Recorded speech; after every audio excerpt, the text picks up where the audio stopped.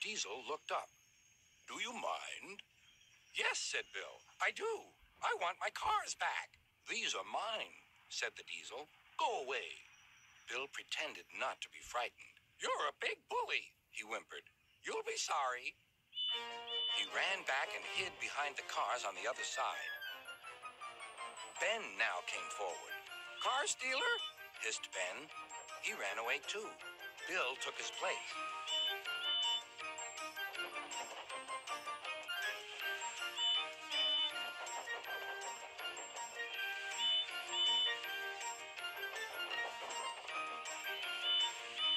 This went on and on till the Diesel's eyes nearly popped out.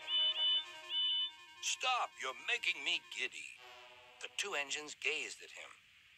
"Are there two of you?" "Yes, we're twins." "I might have known it." "Bill and Ben, why are you playing here?" "We're not playing," protested Bill. "We're rescuing our cars," squeaked Ben. "Even you don't take our cars without asking, but this Diesel did." "There's no cause to be rude," said Edward severely. "This engine is a Metropolitan Vickers diesel electric Type 2. The twins were most impressed. "We're sorry, Mr. "Never mind," the Diesel smiled. "Call me Boco. I'm sorry I didn't understand about the cars." "That's all right then," said Edward. "Now off you go, Bill and Ben. Fetch Boco's cars, then you take this lot." "There's no real harm in them," he said to Boco, "but they're maddening at times." Boco chuckled. "Maddening," he said, "is the word."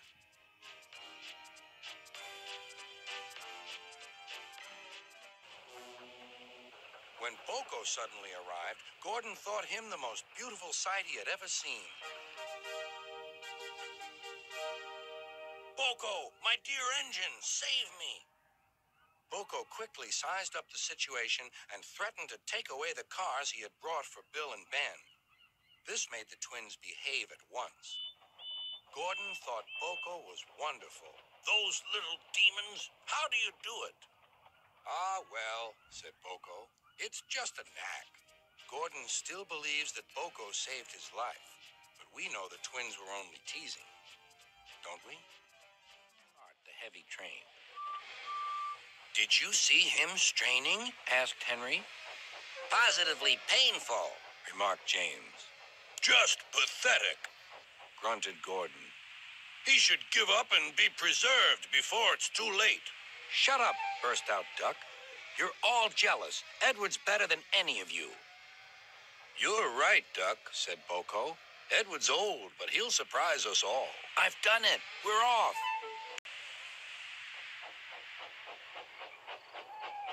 Duck and Boco saw to it that Edward was left in peace. 1, 2, 3. Suddenly, like magic, the station was flooded with lights. "Ladies and gentlemen and children, I give you 3 cheers for Thomas the Tank." Just then, Boco, the diesel engine, hummed in. "Take care, you two. Don't make the bees angry. They might sting you." James didn't like being told what to do by a diesel, and he buzzed away.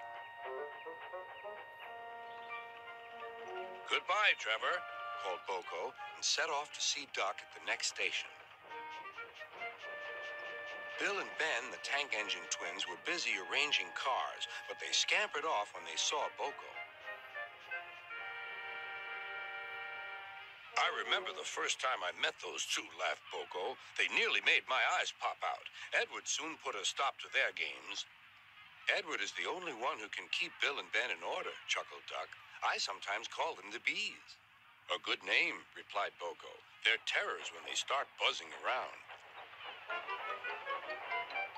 James bustled in. "What's that, Duck? Are you afraid of bees? They're only insects after all, so don't let that buzzbox diesel tell you different." "His name is Boco, and he didn't. I wouldn't care if hundreds were swarming around. I'd just blow smoke and make them buzz off." Buzz, buzz, buzz, retorted Duck. Boco was resting in the yard when suddenly he heard a pair of familiar whistles. Sighed Boco. Here comes trouble. Sir Topham Hatt told us you were tired, teased Bill. He asked us to take all your cars for you. You two never stop, do you? But I'm wise to your pranks, and we do need help here. At last, the day's work was done. The twins now became... The next day, Ben was still grumpy. That Bill, imagine getting in my way on the turntable. He's a really silly engine. The way I heard it, sighed Boco, it sounded like you were both to blame. You must have heard it all wrong. The twins grumbled about each other all day.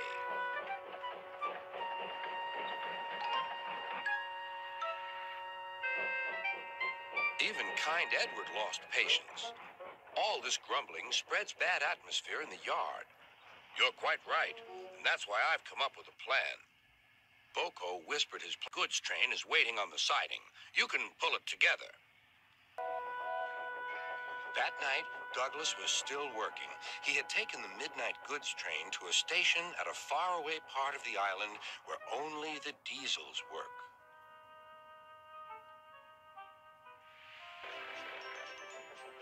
All the engines were busy too.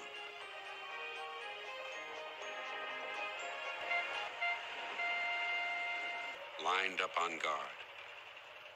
Who are you? Rusty plucked up courage. I'm a shed and sidings inspection diesel. Have you any engines in the shed? No, none. Rusty rallied again. Then what about the sidings? One. We have one. Rusty grew braver still. Then I'll just go and inspect.